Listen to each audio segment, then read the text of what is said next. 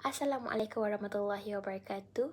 My name is Nur Amira Adiba binti Firdaus and I am from the class JLG 1204B. Today, I will be presenting on my assessment to written report presentation. Let's begin our presentation. So first and foremost, I will be talking about what will be covered in today's presentation. First, I will be covering about the context, the content, the mechanics of writing, and lastly will be the language. So for my assessment 1, I chose a business proposal that was posted on Script D by a creator called Diane. This business proposal was meant to be for Treats for Sweets, that is a business located in the Philippines. So throughout this document, I have found a lot of errors and I have done the correction for this document as well. Now I will be sharing on the table of summaries that I have done based on my findings and analysis.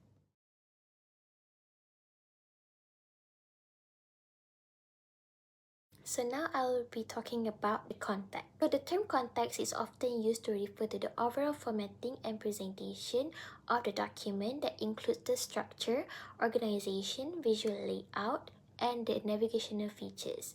So now I will be talking about what has been correctly done with context. The standard font style Times New Roman has been correctly used as it is appropriate for a business proposal.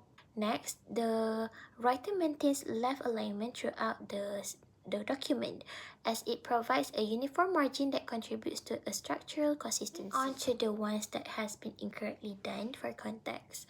So there is an absence of a title page throughout this business proposal.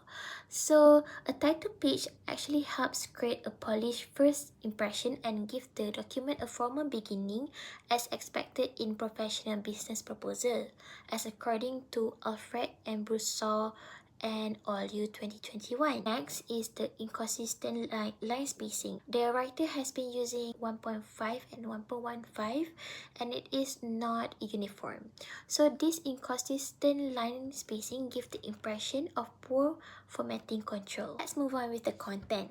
As according to Purdue Owl, a content error occurs when the ideas, arguments, or information presented in a text are inaccurate, incomplete, irrelevant, unclear, or poorly organized. Now let me touch on what has been correctly done for content. The writer has separated goals into short-term and long-term categories as it shows a fundamental understanding of strategic planning. Now let's take a look on what has been incorrectly done. There is an absence of a detailed market research of competitor analysis as a writer does not compare its offering with those local competitors or provide data about customer demand in Bonifacio Global City. They could actually include a SWOT analysis or a SMART analysis. So the pricing strategy is presented without any cost breakdown. So readers has been left questioning whether the pricing is competitive, profitable, or sustainable. Let's move on with the mechanics of writing and language category. So you guys might have a difficulty to differentiate between mechanic of writing and also language, but mechanics of writing actually refer to the technical aspects of written communication that includes punctuation, capitalization, spelling, and these elements serve as the structural signals that help readers navigate and comprehend a text efficiently. So what about language? Language refers to the grammar, vocabulary, sentence structure, tone, and overall word choice that writers use to communicate their ideas effectively to readers. So let me touch on the mechanics of writing first. So as you can see here, the first error is going to be the punctuation error. So as you can see here, the writer actually omitted a hyphen between product-based company. So Treats for Sweets is a product-based company. It should be accompanied with a hyphen in the middle of product-based company because it's a compound adjective. So for the next example is that's why in Treats for Sweets, we try our best to make our product stands out from others.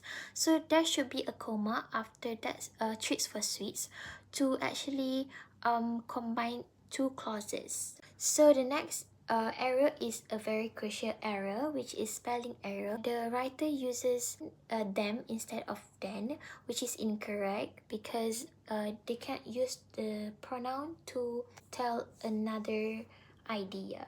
To the next example, so this is called wide variety, so the corrected version is wide variety.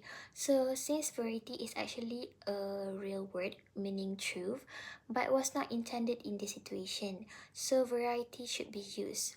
So this is more likely of a phonetic spelling error. Last but not least, let's move on to the language part. So the first error is going to be the subject-verb agreement error. So for the first example is different cupcakes that taste great and looks amazing. So the plural noun cupcakes must be followed by the plural form of the verb looks and great. Therefore, the writer should change it into different cupcakes that taste great and look amazing without the S. So moving on to the next example is it start at 30 to 120 pesos. There should be an S for the word starts. Singular subject, it must be followed by the singular verb starts. So last but not least is the article error. So the first example is one of our short-term goals is to have reached quota for making cupcakes for an event. And the corrected version must be one of our short-term goals is to have reached the quota for making cupcakes for events. So the quota requires the definite article because it refers to a specific goal. And events is incorrect as events is plural, so the article n must be removed. So the next error is another goal is to have over 100 customers, and it should be corrected to another goal is to have over 100 customers. So this is called an added copy error because the writer added the article a before the number 100.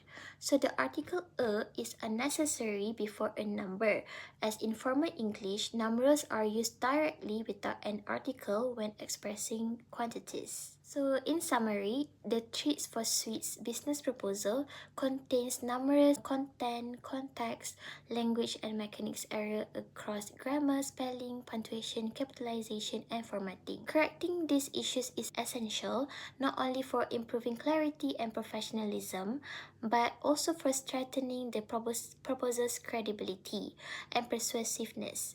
So careful proofreading and attention to detail ensure the document aligns with formal business standards, effectively communicates the message, and builds trust with its intended audience. So that is all from me. Thank you so much.